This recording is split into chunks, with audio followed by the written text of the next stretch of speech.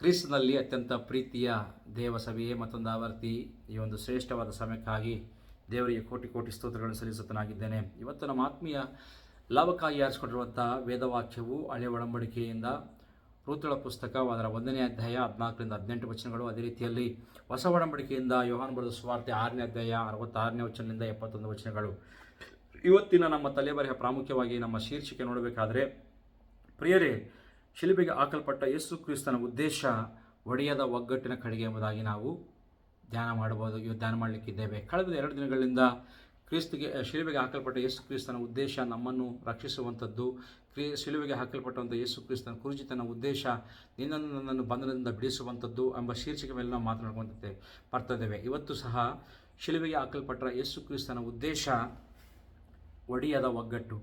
ನೋಡ್ರಿ, ನಾವು ಈ ವಿಷಯಗಳನ್ನು ಧ್ಯಾನ ಮಾಡಬೇಕಾದ್ರೆ ಕೆಲವು ವಿಷಯಗಳನ್ನು ಗಮನಿಸಬೇಕು. ಪ್ರಿಯರೇ, ಯೇಸು ಕ್ರಿಸ್ತನ ಬಂದಿರುವಂಥದ್ದು ಕೇವಲ ನಮ್ಮನ್ನು ಕ್ಷಮಾಪಣೆ ಮಾಡೋದಕ್ಕೆ ಮಾತ್ರ ಅಲ್ಲ, ಅನೇಕ ವಿಷಯಗಳನ್ನು ನಿಜವಾಗಲೂ ಈ 40 ದಿನಗಳ ಧ್ಯಾಂಶಗಳಲ್ಲಿ ಆತನು ನಮಗೆ ವಾಕ್ಯದ ಮುಖಾಂತರ ಕಲಿಸ್ತಾ ಇದ್ದಾನೆ. ಪ್ರಿಯರೇ, ಇವತ್ತು ಒಡೆಯದ ಒಗ್ಗಟ್ಟು ಎಂಬ ವಿಷಯಗಳು ಮಾತನಾಡುವಾಗ ನಿಜವಾಗಲೂ ನಿಜವಾದ ಐಕ್ಯತೆ, ನಿಜವಾದ ಒಗ್ಗಟ್ಟು ಕಷ್ಟ ಸಮಯದಲ್ಲಿಯೂ ಸಹ ಅದು ನಿಲ್ಲುವಂಥದ್ದಾಗಿದೆ. ಕೇವಲ ಸುಖದ ಸಮಯ ಮಾತ್ರ ಅಲ್ಲ, ಅದು ಕಷ್ಟ ಬಂದಾಗಲೂ ಉಳಿಯುವಂಥದ್ದು ಆಗಿ ನಾವು ನೋಡಬಹುದು. ಪ್ರಿಯರೇ, ಇದೇ ರೀತಿಯಲ್ಲಿ ರೂತುಳ ಪುಸ್ತಕದಲ್ಲಿ ನಾವು ಆ ವ್ಯಕ್ತಿಯನ್ನು ನೋಡ್ತಾ ಇದ್ದೇವೆ. ಅದೇ ರೂತುಳ ಎಂಬುದಾಗಿ ನಾವು ನೋಡ್ತಾ ಇದ್ದೇವೆ. ಯೋಹಾನ 6ನೇ ಅಧ್ಯಾಯದಲ್ಲಿ ಕೂಡ ಇಲ್ಲಿ ಅನೇಕ ಮಂದಿ ಶಿಷ್ಯರು ಯೇಸುವನ್ನು ಬಿಟ್ಟು ಹೋಗಿರುವಂಥದ್ದನ್ನು ನೋಡ್ತಾ ಇದ್ದೇವೆ. ಕೆಲವರು ಮಾತ್ರ ಉಳಿದಿರುವಂಥದ್ದು ನೋಡ್ತಾ ಇದ್ದೇವೆ. ಪ್ರಿಯರೇ, ಶಿಲುಬೆಯ ಉದ್ದೇಶ ಇಲ್ಲಿ ಒಡೆಯದ ಒಗ್ಗಟ್ಟು ಎಂಬುದಾಗಿ ನಾವು ಅರ್ಥ ಮಾಡ್ಕೊಳ್ಬೇಕು. ಕೆಲವು ವಿಷಯಗಳು ನಾವು ಧ್ಯಾನ ಮಾಡುವಾಗ ಪ್ರಿಯರೇ, ಇಲ್ಲಿ ಮೊಟ್ಟ ಮೊದಲನೇದಾಗಿ ರೂತಳು ಕಷ್ಟದ ಸಂದರ್ಭದಲ್ಲಿಯೂ ಸಹ ಆ ಸ್ತ್ರೀಯು ಐಕ್ಯತೆಯನ್ನು ಅಥವಾ ಒಗ್ಗಟ್ಟನ್ನು ಆರಿಸಿಕೊಂಡಿದ್ದಾಳೆ ನಿಷ್ಠೆಯಾಗಿ ಎಂಬುದಾಗಿ ನಾವು ಹೇಳಬಹುದು. ಯಾಕೆಂಬುದಾಗಿ ನೋಡುವಾಗ ಒಂದು ಚಾರಿತ್ರಾತ್ಮಕ ಇತಿಹಾಸದಲ್ಲಿ ನೋಡುವುದಾದರೆ ನಯೋಮಿಳು ಎಲ್ಲವನ್ನು ಕಳೆದುಕೊಂಡಿದ್ದಾಳೆ ಎಂಬುದಾಗಿ ನಮಗೆ ಇಲ್ಲಿ ಸ್ಪಷ್ಟವಾಗಿ ದೇವರ ವಾಕ್ಯ ತಿಳಿಸ್ತಾ ಇದೆ. ಆಕೆ ತನ್ನ ಗಂಡನನ್ನು ಕಳೆದುಕೊಂಡಿದ್ದಾಳೆ. ಅಷ್ಟು ಮಾತ್ರಕ್ಕಲ್ಲ, 2 ಗಂಡು ಮಕ್ಕಳನ್ನು ಕಳೆದುಕೊಂಡಿದ್ದಾಳೆ. ತನ್ನ ಎಲ್ಲ ಭದ್ರತೆಯನ್ನು ಕಳೆದುಕೊಂಡಿದ್ದಾಳೆ.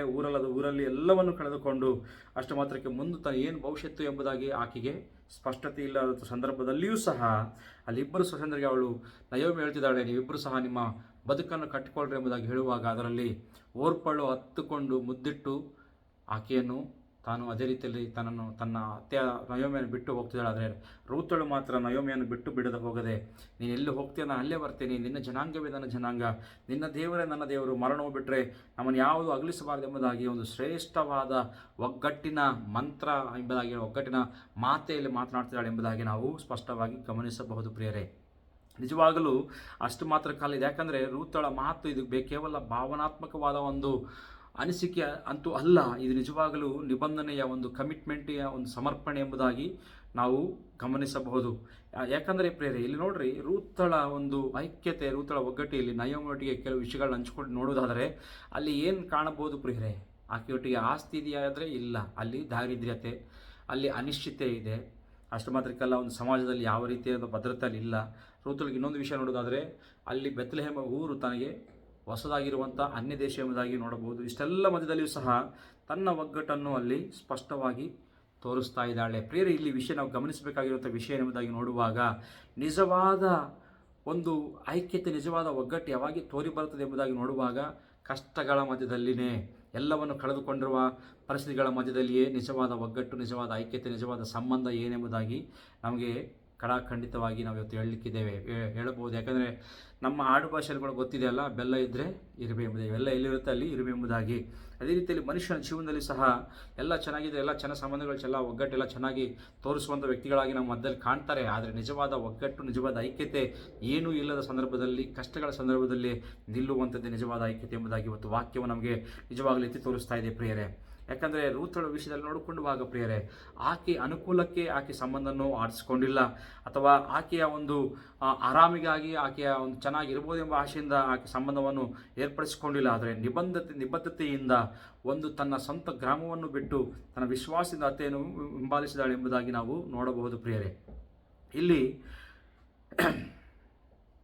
ನೋಡುವಾಗ 2ನೇ ವಿಷಯಕ್ಕೆ ಬಂದಾಗ, ನಾವು ಹೊಸ ಒಡಂಬಡಿಕೆಯಲ್ಲಿ ಬರುವಾಗ ಇಲ್ಲಿ ಸಹ ಒಗ್ಗಟ್ಟು ಯಾವುದರ ಮುಖಾಂತರ ಪರೀಕ್ಷೆಗೊಳಗಾಗ್ತದೆ ಎಂಬುದಾಗಿ ನೋಡುವಾಗ ಯೇಸು ಕ್ರಿಸ್ತನ ಕಠಿಣ ಬೋಧನೆಯಿಂದ ಇಲ್ಲಿ ನಿಜವಾದ ಒಗ್ಗಟ್ಟಿಲ್ಲಿ ಹೊರಗಡೆ ಬರ್ತಾ ಇದೆ. ಯಾವ ರೀತಿಯಲ್ಲಿ ಎಂಬುದಾಗಿ ನೋಡುವಾಗ ಪ್ರಿಯರೇ, ಯೇಸು ಕ್ರಿಸ್ತನು ಹೇಳ್ತಾ ಇದ್ದಾನೆ, ಅಲ್ಲಿರುವಂಥ ಅನೇಕ ಮಂದಿ ಶಿಷ್ಯರಿಗೆ ಹೇಳ್ತಾ ಅಂತಂದರೆ, ನಾನೇ ಪರಲೋಕದಿಂದ ಇಳಿದು ಬಂದಿರುವಂಥ ಜೀವದ ರೊಟ್ಟಿ, ನನ್ನ ಮಾಂಸವನ್ನು ತಿನ್ನದೇ ಹೋದರೆ ನನ್ನ ರಕ್ತವನ್ನು ಕುಡಿಲೇಬೇಕು, ಕುಡಿದೇ ಹೋದರೆ ನಿಮಗೆ ಪಾಲಿಲ್ಲ ಎಂಬುದಾಗಿ ಹೇಳಿರುವಾಗ ಅಲ್ಲಿರುವಂಥ ಅನೇಕ ಮಂದಿ ಶಿಷ್ಯರು ಈತನು ಹೇಳ್ತಿರುವಂಥ ಮಾತು ಅದು ಬಹಳ ಕಠಿಣವಾದ ಮಾತು ಎಂಬುದಾಗಿ ಆತನನ್ನು ಬಿಟ್ಟು ಹೋಗಿದ್ದಾರೆ, ಅಲ್ಲಿಂದ ಹಿಂಜರಿದು ಹೋಗ್ಬಿಟ್ರು ಎಂಬುದಾಗಿ ಅಲ್ಲಿ ನಾವು ನೋಡ್ತಾ ಇದ್ದೇವೆ ಪ್ರಿಯರೇ. ಇಲ್ಲಿ ಗಮನಿಸುವುದಾದರೆ ನಿಜವಾಗಲೂ ಇಲ್ಲಿ ಶಿಲುಬೆ ನೋಡುವಾಗ ಅದು ನಮ್ಮನ್ನು ಸಂಧಾನ ಮಾಡಿ ಐಕ್ಯತೆ ಮಾಡೋಕ್ಕಿಂತ ಮುಂಚೆ ನಮ್ಮನ್ನು ಪರೀಕ್ಷೆ ಮಾಡಲಿಕ್ಕೆ ಅದು ಬೇರ್ಪಾಡು ಮಾಡಿ ತೋರಿಸುವಂಥದ್ದಾಗಿದೆ. ನಮ್ಮ ಗರ್ವದಿಂದ ಅಥವಾ ನಮ್ಮ ಸೆಲ್ಫ್ ಸಫಿಷಿಯನ್ಸಿ ಕೆಲವು ವಿಷಯಗಳಾಗಿರ್ಬೋದು, ಅಥವಾ ನಮ್ಮ ಧಾರ್ಮಿಕ ಆಚಾರಗಳಿಂದ ಇರ್ಬೋದು ಎಂಬುದಾಗಿ.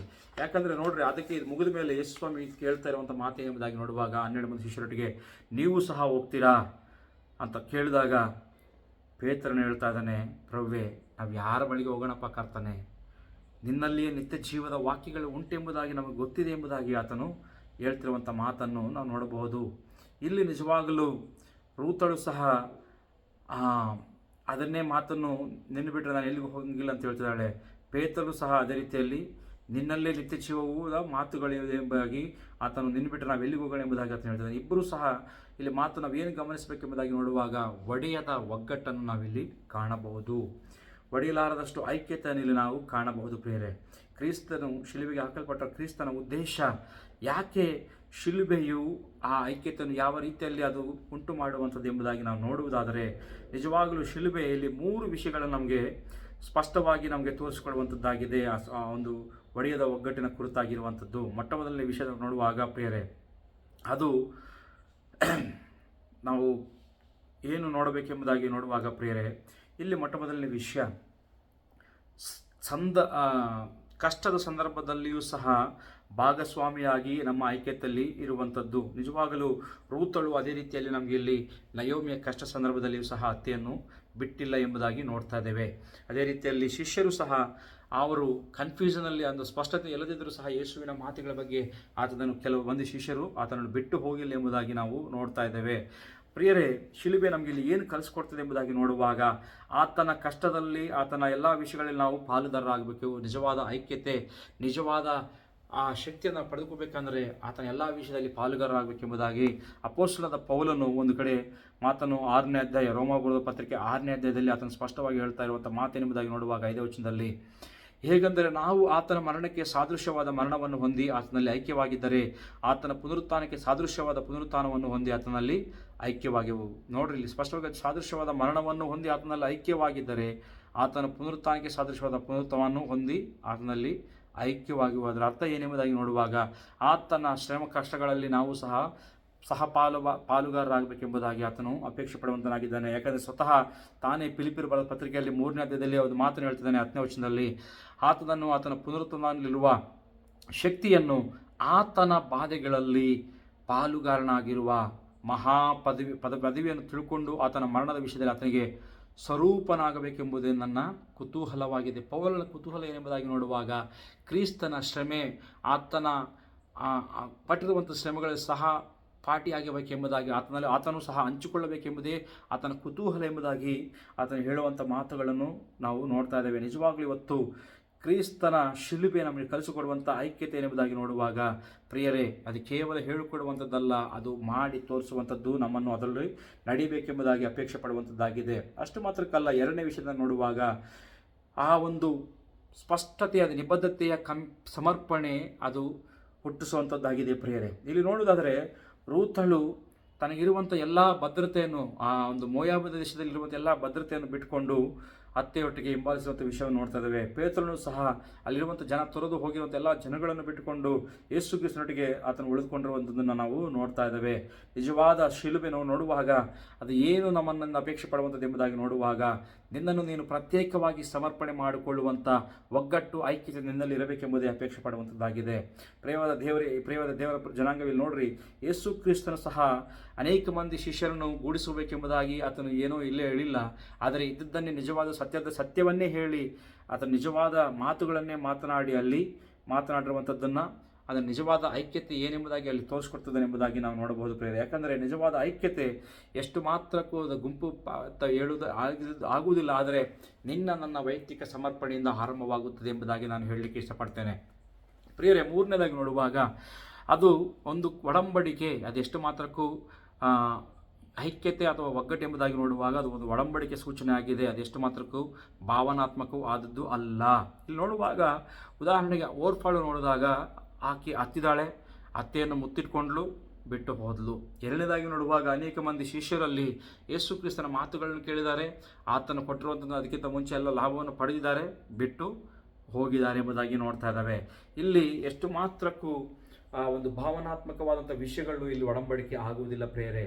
ಯೇಸು ಕ್ರಿಸ್ತನು ಶಿಲುಬೆಗೆ ಹಾಕಲ್ಪಟ್ಟಿರುವಂಥ ಯೇಸು ಕ್ರಿಸ್ತನ ಉದ್ದೇಶ ಅನೇಕ ಮಂದಿ ತನ್ನ ಹಿಂಬಾಲಕರನ್ನು ಆತನು ಒಂದು ಒಟ್ಟುಗೂಡಿಸಬೇಕೆಂಬುದಾಗಿ ಅಲ್ಲ, ಆದರೆ ಕೊನೆಯವರೆಗೂ ವಿಶ್ವಾಸಿಗಳಾಗಿ ನಂಬಿಗಸ್ತರಾಗಿ ಐಕ್ಯತೆಯಲ್ಲಿ ಒಗ್ಗಟ್ಟಿನಲ್ಲಿ ಇರುವಂಥ ವ್ಯಕ್ತಿಗಳಿಗೋಸ್ಕರ ಆತನು ಎದುರು ನೋಡುವಂಥ ದೇವರಾಗಿದ್ದಾನೆ. ಇಲ್ಲಿ ನಮ್ಮ ಆತ್ಮೀಯ ಸತ್ಯಗಳನ್ನು ನಾವು ಅರ್ಥಕೊಳ್ಳುವ ವ್ಯಕ್ತಿಗಳಾಗಿದ್ದರೆ ಪ್ರೇರೆ ನೋಡ್ರಿ, ಆ ಒಂದು ಕಾರ್ಯಗಳನ್ನು ಮಾಡಿರೋದ್ರಿಂದ ಕೆಲವು ಉದಾಹರಣೆಗಳು ಹೇಳಲಿಕ್ಕೆ ಇಷ್ಟಪಡ್ತೇನೆ. ರೂತಳೆಯ ಒಂದು ಐಕ್ಯತೆ ಒಗ್ಗಟ್ಟು ಎಲ್ಲಿಗೆ ನಡೆಸಿಕೊಂಡು ಹೋಗಿದೆ ಎಂಬುದಾಗಿ ನೋಡುವಾಗ ಪ್ರೇರೆ ಆಕೆಯನ್ನು ಬೆತ್ಲೆಹೇಮಿಗೆ ಅದು ಕರ್ಕೊಂಡು ಹೋಗ್ತಾ ಇದೆ. ಅಷ್ಟು ಮಾತ್ರಗಳಲ್ಲ, ಬಿಡುಗಡೆ ಕಡೆಗೆ ಅದು ಕರ್ಕೊಂಡು ಹೋಗ್ತದೆ. ನಾವು ಕಳೆದ ದಿನಗಳನ್ನ ಧ್ಯಾನ ಮಾಡಿದೆ, ಬೋವಾಜನು ಯಾವ ರೀತಿಯಲ್ಲಿ ಆಕೆಯನ್ನು ಬಿಡುಗಡೆ ಮಾಡಿದ್ದಾನೆ ಎಂಬುದಾಗಿ. ಅಷ್ಟು ಮಾತ್ರಕ್ಕಲ್ಲ, ಆಕೆಯು ಪ್ರಾಮುಖ್ಯವಾಗಿ ದಾವೀದನ ವಂಶಾವಳಿಯಲ್ಲಿ ಆಕೆ ಸೇರ್ತಾ ಇದ್ದಾಳೆ. ಎಲ್ಲದಕ್ಕಿಂತ ಹೆಚ್ಚಾಗಿ ಅಂತಿಮವಾಗಿ ಆಕೆ ಕ್ರಿಸ್ತನ ಇದರಲ್ಲಿ ಬಂದು ಸೇರ್ಕೊಂಡಿದ್ದಾಳೆ ಎಂಬುದಾಗಿ ನಾವು ಗಮನಿಸಬಹುದು ಪ್ರಿಯರೇ. ಇಲ್ಲಿ ಆ ಒಂದು ಐಕ್ಯತೆಯು ಆ ಒಗ್ಗಟ್ಟು ನಿಜವಾಗ್ಲೂ ನೋಡಬೇಕಾದರೆ ಒಂದು ಬಿಡುಗಡೆಯ ಒಂದು ಚರಿತ್ರೆಯಾಗಿ ನಾವು ಕಾಣಬಹುದು ಪ್ರಿಯರೇ. ಇಲ್ಲಿ ಅದೇ ರೀತಿಯಲ್ಲಿ ಹೊಸ ಒಡಂಬಡಿಕೆಯಲ್ಲಿ ಬರುವಾಗ 12 ಮಂದಿ ಶಿಷ್ಯರ ವಿಷಯದಲ್ಲಿ ಕೂಡ ನಾವು ನೋಡೋದಾದರೆ ಅವರು ನಿಜವಾಗ್ಲೂ ಅವರು ಆತನೊಟ್ಟಿಗೆ ಉಳ್ಕೊಂಡಿರುವ ಕಾರಣ ಅಲ್ಲಿ ಆಗಿರುವಂಥ ವಿಷಯಗಳೇನೆಂದರೆ ಅಪೊಸ್ತಲರಿಗೆ ಅವರು ಬುನಾದಿಯಾಗಿ ಅಲ್ಲಿ ನಾವು ಕಾಣಿ ಬರ್ತಾ ಇದ್ದಾರೆ. ಅಷ್ಟು ಮಾತ್ರಕ್ಕಲ್ಲ, ಆತನ ಪುನರುತ್ಥಾನಕ್ಕೆ ಅವರೇ ಸಾಕ್ಷಿಗಳಾಗಿ ಅಲ್ಲಿ ನಾವು ಶಿಷ್ಯರನ್ನು ಕಾಣಬಹುದು. ಅಷ್ಟು ಮಾತ್ರಕ್ಕಲ್ಲ, ಮೂರನೇದಾಗಿ ನೋಡುವಾಗ ಆ ಆದಿಮ ಸಭೆಗೆ ಇವರೇ ಒಂದು ಆಧಾರ ಸ್ತಂಭಗಳಾಗಿ, ಅಷ್ಟು ಮಾತ್ರ ಇಡೀ ಪ್ರಪಂಚಕ್ಕೆ ಸುವಾರ್ತೆಯನ್ನು ಸಾರಿರುವಂಥ ಪ್ರಥಮ ವ್ಯಕ್ತಿಗಳಾಗಿ ನಾವು ಖಂಡಿತವಾಗಿ ಈ ವ್ಯಕ್ತಿಗಳನ್ನು ನಾವು ನೋಡಬಹುದು ಪ್ರಿಯರೇ. ಈ 6ನೇ ಅಧ್ಯಾಯದಲ್ಲಿ ನೋಡ್ರಿ, ಪ್ರತ್ಯೇಕಪಡಿಸುವಂಥದ್ದು ಶಿಲುಬೆಗೆ ಸಿದ್ಧಪಡಿಸಿರುವಂಥ ಕಾರ್ಯವನ್ನು, ಯಾಕಂದರೆ ಗುರಿ ಇಟ್ಕೊಂಡು ಮಾಡಿರುವಂಥ ವಿಷಯವನ್ನು ನಾವು ನೋಡ್ತಾ ಇದ್ದೇವೆ ಪ್ರಿಯರೇ.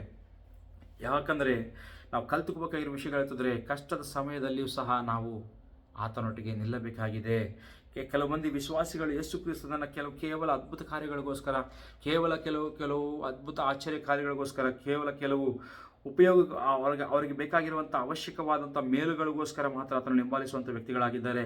ಇನ್ನು ಕೆಲವರು ಪ್ರಿಯರೇ ಅದು ಅರ್ಥವಾಗದೇ ರೀತಿಯಲ್ಲಿ ಇರಬೇಕೆಂದು ಕಾರಣಕ್ಕೆ ಕೆಲವರು ಇನ್ನೂ ಉಳ್ಕೊಂಡಿದ್ದಾರೆ.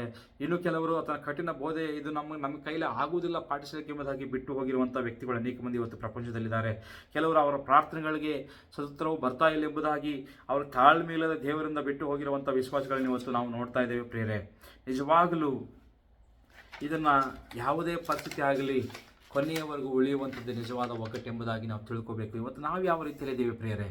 ರೂಥಳು ನಿಜವಾಗಲೂ ಎಲ್ಲವನ್ನು ತನ್ನಾಗಿರುವಂಥ ಎಲ್ಲ ಮೋಯಾಬಿನಲ್ಲಿರುವಂಥ ತನ್ನ ಎಲ್ಲ ಫ್ಯಾಮಿಲಿಯಾರಿಟಿಯನ್ನು ಬಿಟ್ಕೊಂಡು ಬಂದಿದ್ದಾಳೆ. ಪೇತ್ರನು ಸಹ ಎಲ್ಲವನ್ನು ಬಿಟ್ಟು ಆತನು ಎಲ್ಲ ಮಧ್ಯದಲ್ಲಿ ಸಹ ಆತನು ತನ್ನ ಒಂದು ಸಮರ್ಪಣೆಯಲ್ಲಿ ಹೇಳ್ತಾ ಇದ್ದಾನೆ ಪ್ರಿಯರೇ. ಇಲ್ಲಿ ಆರಾಮಾಗಿರುವಂಥದ್ದು ಅಥವಾ ಕಂಫರ್ಟ್ ಎನ್ನುವುದಾಗ ನೋಡುವಾಗ ಅದು ಕೇವಲ ಟೆಂಪರರಿ. ಇಲ್ಲಿ ಒಡಂಬಡಿಕೆ ಎನ್ನುವಂಥದ್ದು ನಿತ್ಯತ್ವಕ್ಕೂ ನಡೆಸುವಂಥದ್ದು ಎಂಬುದಾಗಿ ನೋಡ್ತಾ ಇದ್ದೇವೆ. ಕ್ರಿಸ್ತನು ಕಲಿಸಿಕೊಡ್ತಿರುವಂಥ ಇವತ್ತು ಐಕ್ಯತೆ ಅದು ಒಡಂಬಡಿಕೆಯ ಐಕ್ಯತೆ ಎಂಬುದಾಗಿ ನಾವು ಗಮನಿಸಬೇಕು.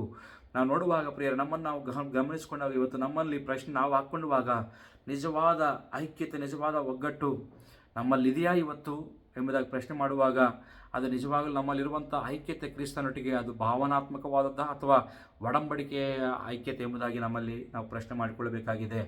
ನಾವು ಅದೇ ರೀತಿಯಲ್ಲಿ ಎರಡನೇದಾಗಿ ನೋಡುವಾಗ ಇತರ ವಿಶ್ವಾಸಿಗಳ ರೀತಿಯಲ್ಲಿ ನಾವು ಕೇವಲ ಆಶೀರ್ವಾದಗಳಿಗೋಸ್ಕರ ಆತನನ್ನು ಹಿಂಬಾಲಿಸ್ತಿದ್ದೀವ, ಆತ ಒಗ್ಗಟ್ಟಿನಲ್ಲಿದ್ದೀವ, ಅಥವಾ ಆತನೇ ಆಶೀರ್ವಾದ ನೀತಿ, ಆತನೇ ಜೀವಕ್ಕೆ ಆಧಾರ ಎಂಬುದಾಗಿ ನಾವು ಆತನನ್ನು ಹಿಂಬಾಲಿಸ್ತಾ ಇದ್ದೀವ. ಅಷ್ಟು ಮಾತ್ರಕ್ಕಲ್ಲ, ನಿಜವಾಗಲೂ ಎಲ್ಲರೂ ಹೋದಂತೆ ಎಲ್ಲರೂ ಇದ್ದಾರೆ ಎಂಬುದಾಗಿ ನಾವು ಹೇಳ್ತಾ ಇದ್ದೀವ, ಎಲ್ಲರೂ ಹೋದ ಮೇಲೆ ಸಹ ನಾವು ಆತನೊಟ್ಟಿಗೆ ಇರಲಿಕ್ಕೆ ನಾವು ಇದೀವ ಎಂಬುದಾಗಿ ನಮ್ಮನ್ನು ನಾವು ಪ್ರಶ್ನೆ ಮಾಡಿಕೊಳ್ಳಬೇಕಾಗಿದೆ. ನಿಜವಾಗಲೂ ಇಲ್ಲಿ ನೋಡುವಾಗ ಪ್ರಿಯರೇ, ಅಂತಿಮವಾಗಿ ಒಂದು ಐಕ್ಯತೆಯ ಸತ್ಯತೆಯನ್ನು ನಾವು ಹೇಳಬೇಕಾದ್ರೆ ಶಿಲುಬೆಯಿಂದಲೇ ಎಂಬುದಾಗಿ, ಆ ಶಿಲುಬೆಯಲ್ಲೇ ಅಂತಿಮವಾದ ಐಕ್ಯತೆ ಅಥವಾ ಒಗ್ಗಟ್ಟಿನ ಸತ್ಯ ಇಲ್ಲಿ ಯಾವ ರೀತಿಯಲ್ಲಿ ನಾವು ಪ್ರಕಟಣೆ ಮಾಡ್ಕೋಬೇಕೆಂಬುದಾಗಿ ನೋಡುವುದಾದರೆ, ಆ ಕಲಿವರಿ ಶಿಲುಬೆಯಲ್ಲಿ ನಡೆದಿರುವಂಥ ವಿಷಯಗಳು ನೋಡುವುದಾದರೆ ಪ್ರಿಯರೇ, ಯೇಸು ಕ್ರಿಸ್ತನ ಮೊಟ್ಟ ಮೊದಲನೇದಾಗಿ ಅಂತಿಮವಾಗಿ ನಿಮ್ಗೆ ಹೇಳೋಕ್ಕೆ ಇಷ್ಟಪಡ್ತಿರೋ ಮಾತಿನೆಂಬುದಾಗಿ ನೋಡುವಾಗ ಅಂಥ ಕಷ್ಟದ ಸಂದರ್ಭದಲ್ಲಿಯೂ ಸಹ ಈ ಲೋಕದ ಮಾನವಾಳಿಯನ್ನು ಯೇಸು ಕ್ರಿಸ್ತನು ಆತನು ಬಿಟ್ಟುಕೊಳ್ಳಿಲ್ಲ ಪ್ರಿಯರೇ. ತನ್ನ ಒಗ್ಗಟ್ಟನ್ನು ಅಲ್ಲಿ ತೋರಿಸಿಕೊಳ್ತಾ ಇದ್ದಾನೆ. ತಾನು ಮಾನವಾಳಿಗೋಸ್ಕರ ಪ್ರಾಣವನ್ನೇ ದಾರಿಯಾಗಿ ಕೊಳ್ಳಿಕ್ಕೆ ಬಂದಿದ್ದಾನೆ. ಐಕ್ಯತೆಯನ್ನು ನಿನಗೋಸ್ಕರ ನನಗೋಸ್ಕರ ಕಲುವರಿ ಕ್ರೂಜಲ್ಲಿ ಆತನು ಮಾಡಿ ತೋರಿಸಿದ್ದಾನೆ. ಎಷ್ಟರ ಮಟ್ಟಿಗೆ ಎಂಬುದಾಗಿ ನೋಡುವಾಗ ಈ ರಿಮೈಂಡ್ ಒಬೀಡಿಯಂಟ್ ಕ್ರಿಸ್ತನು ಆತನು ಶಿಲುಬೆಯ ಮರಣವನ್ನು ಹೊಂದಿಕೊಳ್ಳುವಷ್ಟುವರೆಗೂ ಕೂಡ ಆತನು ವಿಧೇಯನಾಗಿದ್ದಾನೆ ಎಂಬುದಾಗಿ ಫಿಲಿಪ್ಪಿಯರ ಬರೆದ ಪತ್ರಿಕೆಯಲ್ಲಿ ನಾವು ನೋಡ್ತಾ ಇದ್ದೇವೆ. ಅಷ್ಟು ಮಾತ್ರಕ್ಕಲ್ಲ ಪ್ರಿಯರೇ, ಆತನು ಎಲ್ಲವನ್ನು ಅನುಭವಿಸಿದ್ದಾನೆ. ಎಷ್ಟರ ಮಟ್ಟಿಗೆ ಅಂತಂದರೆ ತಂದೆಯೊಟ್ಟಿಗೆ ತನ್ನ ಐಕ್ಯತೆಯನ್ನು ಕಳೆದುಕೊಳ್ಳುವಷ್ಟುವರೆಗೂ ಕೂಡ ಆತನು ಅನುಭವಿಸಿ ಇರುವ ಕಾರಣ ಏನೆಂಬುದಾಗಿ ನೋಡುವಾಗ ತನ್ನ ತಂದೆಯೊಟ್ಟಿಗೆ ನಿನ್ನನ್ನು ನನ್ನನ್ನು ಮತ್ತು ಸಂಧಾನ ಮಾಡಬೇಕೆಂಬುದಾಗಿ ಆ ಒಗ್ಗಟ್ಟಿನಲ್ಲಿ ತಂದೆಯೊಟ್ಟಿಗೆ ನಿನ್ನನ್ನು ಸೇರಿಸುವ ಒಂದು ಸೇತುವೆ ಆಗಿ ಯೇಸು ಕ್ರಿಸ್ತನಲ್ಲಿ ಬಂದಿರುವಂಥದ್ದನ್ನು ನಾವು ಕಾಣ್ತಾ ಇದ್ದೇವೆ ಪ್ರಿಯರೇ. ನಿಜವಾದ ಐಕ್ಯತೆ ಎಲ್ಲಿ ಹುಟ್ಟಿದೆ ಎಂಬುದಾಗಿ ನೋಡುವಾಗ ಅದು ಕಲುವರಿ ಕ್ರೂಜೆಯ ಮೇಲೆ ಎಂಬುದಾಗಿ ನಾನು ಹೇಳಲಿಕ್ಕೆ ಇಷ್ಟಪಡ್ತೇನೆ. ಶಿಲುಬೆಗೆ ಹಾಕಲ್ಪಟ್ಟಿರುವಂಥ ಯೇಸು ಕ್ರಿಸ್ತನ ಉದ್ದೇಶ ಇಲ್ಲಿ ನಾವು ಗಮನಿಸುವುದಾದರೆ ಕೇವಲ ನಿನ್ನನ್ನು ಕ್ಷಮಿಸುವಂಥದ್ದು ಮಾತ್ರ ಅಲ್ಲ, ಆದರೆ ಶಾಶ್ವತವಾದ ಸಂಧಾನ ತಂದೆಯೊಟ್ಟಿಗೆ ಆತನು ಮಾಡುವಂಥದ್ದು ನಿಜವಾದ ಒಗ್ಗಟ್ಟೆಂಬುದಾಗಿ ನಾನು ಹೇಳಲಿಕ್ಕೆ ಇಷ್ಟಪಡ್ತೇನೆ ಪ್ರಿಯರೇ. ಕೊನೆಯಾಗಿ ಇಲ್ಲಿ ರೂತಳು ಅತ್ತೆಯನ್ನು ಹತ್ತುಕೊಂಡಿದ್ದಾಳೆ. ಪೇತ್ರನು ಯೇಸು ಕ್ರಿಸ್ತನೊಟ್ಟಿಗೆ ಆತನು ಕನ್ಫೆಸ್ ಮಾಡಿದ್ದಾನೆ. ಅನೇಕ ಮಂದಿ ಬಿಟ್ಟು ಹೋಗಿದ್ದಾರೆ. ಇಲ್ಲಿವರೆಗೂ ಇವತ್ತಿಗೂ ಸಹ ನಮ್ಮನ್ನು ಶಿಲುಬೆ ಇವತ್ತಿಗೂ ಕೂಡ ಕೇಳ್ತಿರುವಂಥ ಪ್ರಶ್ನೆ ಏನೆಂಬುದಾಗಿ ನೋಡುವಾಗ ನೀನು ಸಹ ಹೋಗ್ಲಿಕ್ಕೆ ಇಷ್ಟಪಡ್ತಾ ಇದೆಯಾ? ಅಥವಾ ನಿಜವಾದ ಒಗ್ಗಟ್ಟು ಏನೆಂಬುದಾಗಿ ಹೇಳುವುದಾದರೆ ಪ್ರಿಯರೇ, ನೀನು ಎಲ್ಲಿಗೆ ಹೋಗ್ತೀಯೋ ನಾನು ಅಲ್ಲಿಗೆ ಬರುವಂಥ ವ್ಯಕ್ತಿಯಾಗಿದ್ದೇನೆ. ನೀನು ಯಾರ ಕಡೆ ಹೋಗ್ತೇನೆ ಅಲ್ಲಿ ಹೋಗ್ತೇನೆ. ನಿನ್ನ ದೇವರೇ ನನ್ನ ದೇವರು ಎಂಬುದಾಗಿ ರೂತ ಹೇಳೋ ಪ್ರಕಾರ ನೀನೇ ನಮಗೆಲ್ಲವೂ ಸಮಸ್ತ ಎಂಬುದಾಗಿ. ಅದೇ ರೀತಿಯಲ್ಲಿ ಪೇತ್ರನು ಹೇಳ್ತಿದ್ದಾನೆ, ನಾವು ಈ ದಿನವನ್ನು ಬಿಟ್ಟು ಎಲ್ಲಿಗೆ ಹೋಗೋಣ ದೇವರೇ? ನಾವು ಕೂಡ ಇವತ್ತು ನಾವು ಹೇಳಬೇಕಾದ್ರೆ ಮಾತು, ನಿನ್ನ ಬಿಟ್ಟರೆ ನಾವು ಯಾರಿದ್ದಾರಪ್ಪ? ನಿನ್ನ ಬಿಟ್ಟರೆ ನಾವು ಎಲ್ಲಿಗೆ ಹೋಗೋಣ ದೇವರೇ? ನಿನ್ನಲ್ಲಿಯೇ ನಿಜವಾದ ಜಲ ಬುಗ್ಗಿ, ನಿನ್ನಲ್ಲಿ ನಿಜವಾದ ಜೀವಜಲದ ಮಾತುಗಳು ನಿನ್ನಲ್ಲಿ ಇದೆ ಎಂಬುದಾಗಿ ನಮಗೆ ಹೇಳುವಂಥ ವ್ಯಕ್ತಿಗಳಾಗಿವೆ. ಯಾಕಂದರೆ ಆತನೇ ಜೀವಜಲದ ಬುಗ್ಗಿಯಾಗಿದ್ದಾನೆ.